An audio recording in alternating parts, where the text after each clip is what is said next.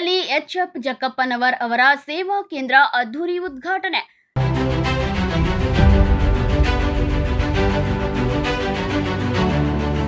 ನಗರದಲ್ಲಿ ವಿಧಾನ ಪರಿಷತ್ ಸದಸ್ಯ ಹಾಗೂ ಕಾಂಗ್ರೆಸ್ ಮುಖಂಡ ಎಚ್.ಎಫ್. ಜಕ್ಕಪ್ಪನವರ್ ಅವರ ನೂತನ ಸೇವಾ ಕೇಂದ್ರವನ್ನು ಇಂದು ಅದ್ದೂರಿಯಾಗಿ ಉದ್ಘಾಟಿಸಲಾಯಿತು.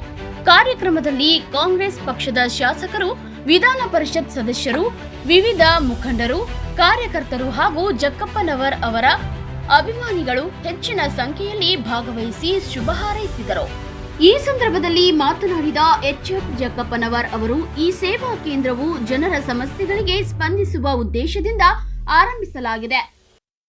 ನಾನು ಇವತ್ತು ಹುಬ್ಬಳ್ಳಿ ಧಾರವಾಡ ಮಹಾನಗರ ಪಾಲಿಕೆಯ ಆವರಣದಲ್ಲಿ ವಿಧಾನ ಪರಿಷತ್ ಶಾಸಕನಾದ ಮೇಲೆ ಜನಸೇವಾ ಕೇಂದ್ರದ ಉದ್ಘಾಟನೆಯನ್ನ ಹಿರಿಯರೆಲ್ಲ ಬಂದು ಮಾಡಿದ್ದಾರೆ.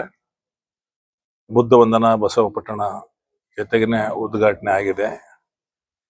ಈಗ ಪೂಜೆ ಆಗಿದೆ. ಈಗ 3000 ಜಗದ್ಗುರುಗಳು ಆಗಮಿಸ್ತಾ ಇದ್ದಾರೆ. ಅವರು ಟೇಪ್ ಕತ್ತರಿಸಿ ಮುಖಾಂತರ ನನಗೆ ಆಶೀರ್ವಾದ ಮಾಡಲಿಕ್ಕೆ ಬರ್ತಾ ಇದ್ದಾರೆ. ಬಹುಶಃ ನಾನು ಈ ಭಾಗದ ಎಲ್ಲ ಜನತೆಗೆ ವಿನಂತಿ ಮಾಡ್ಕೊಳ್ತಿದ್ದೇನೆ. ನಾನು ವಿಧಾನ ಪರಿಷತ್ ಸದಸ್ಯನಾಗಿ, ಶಾಸಕನಾಗಿ ಈ ಭಾಗದ ಜನರ ಸೇವೆ ಮಾಡಲಿಕ್ಕೆ ಕಾತುರನಾಗಿದ್ದೇನೆ. ಸಾಕಷ್ಟು ಸಮಯವನ್ನ ಸಂಪೂರ್ಣವಾಗಿ ಜನಗಳ ಮಧ್ಯದಲ್ಲಿರಲಿಕ್ಕೆ, ಜನಗಳ ದುಃಖ ದುಮ್ಮಾನಗಳಿಗೆ ಸ್ಪಂದನೆ ಮಾಡಲಿಕ್ಕೆ ಮತ್ತು ಧಾರವಾಡ ಜಿಲ್ಲೆಯ ಹುಬ್ಬಳ್ಳಿ ಮಹಾನಗರದ ಸಮಗ್ರ ಅಭಿವೃದ್ಧಿಗೆ ಒಂದಿಷ್ಟು ಯೋಜನೆಗಳನ್ನು ಹಾಕ್ಕೊಂಡಿದ್ದೇನೆ. ಹುಬ್ಬಳ್ಳಿ ಧಾರವಾಡ ಮಹಾನಗರ ಬೆಂಗಳೂರು ಮಟ್ಟಕ್ಕೆ ಬೆಳಿಬೇಕು. ಇಲ್ಲಿ ಸಾಕಷ್ಟು ಉದ್ಯಮಗಳು ಬರಬೇಕು. ಸ್ಥಳೀಯ ನಿರುದ್ಯೋಗ ಸಮಸ್ಯೆಗಳಿಗೆ ನಿವಾರಣೆ ಆಗಬೇಕು. ಧಾರವಾಡ ಜಿಲ್ಲೆ ಉತ್ತಮವಾದಂಥ ಫಲವತ್ತಾದ ಭೂಮಿಯನ್ನು ಹೊಂದಿದೆ. ಇಲ್ಲಿ ಕೃಷಿ ಹೆಚ್ಚಿಗೆ ಆಗಬೇಕು, ಹೈನುಗಾರಿಕೆ ಹೆಚ್ಚಿಗೆ ಆಗಬೇಕು, ಆನಂತರ ಕುರಿ ಸಾಕಾಣಿಕೆ ಹೆಚ್ಚಿಗೆ ಆಗಬೇಕು.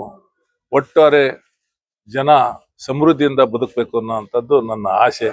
ಆ ನಿಟ್ಟಿನಲ್ಲಿ ನಾವೇನು ಸೇವೆ ಮಾಡಬೇಕು ಆ ಸೇವೆ ಮಾಡಲಿ. ಮುಂದಿನ ದಿನಗಳಲ್ಲಿ 10ಕ್ಕೂ ಹೆಚ್ಚು ಜನಪರ ಯೋಜನೆಗಳನ್ನು ಜಾರಿಗೆ ತರಲು ಸಿದ್ಧತೆ ನಡೆಸಿದ್ದೇನೆ. ಈ ಸೇವಾ ಕೇಂದ್ರಕ್ಕೆ ಬರುವ ಸಾರ್ವಜನಿಕರು ಯಾವುದೇ ಮುಜುಗರವಿಲ್ಲದೆ ತಮ್ಮ ವೈಯಕ್ತಿಕ, ಸಾಮೂಹಿಕ ಹಾಗೂ ಸಾರ್ವಜನಿಕ ಸಮಸ್ಯೆಗಳನ್ನು ಮುಕ್ತವಾಗಿ ತಿಳಿಸಬಹುದು.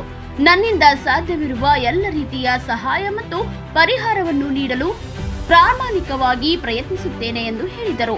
ಇದೇ ವೇಳೆ ಸೇವಾ ಕೇಂದ್ರದ ಉದ್ಘಾಟನಾ ಸಮಾರಂಭಕ್ಕೆ ಆಗಮಿಸಿ ಶುಭ ಹಾರೈಸಿದ ಎಲ್ಲ ಗಣ್ಯರು, ಪಕ್ಷದ ಮುಖಂಡರು, ಕಾರ್ಯಕರ್ತರು ಹಾಗೂ ಅಭಿಮಾನಿಗಳಿಗೆ ಎಚ್.ಎಫ್. ಜಕ್ಕಪ್ಪನವರ್ ಅವರು ಹೃತ್ಪೂರ್ವಕ ಕೃತಜ್ಞತೆ ಹಾಗೂ ಅಭಿನಂದನೆಗಳನ್ನು ಸಲ್ಲಿಸಿದರು. ಕಾರ್ಯಕ್ರಮವು ಕಾಂಗ್ರೆಸ್ ಕಾರ್ಯಕರ್ತರ ಸಂಭ್ರಮ, ಜನರ ಉತ್ತಮ ಸ್ಪಂದನೆ ಹಾಗೂ ಗಣ್ಯರ ಉಪಸ್ಥಿತಿಯೊಂದಿಗೆ ಯಶಸ್ವಿಯಾಗಿ ನೆರವೇರಿತು. ವರದಿ ಶಶಿಕಾಂತ್.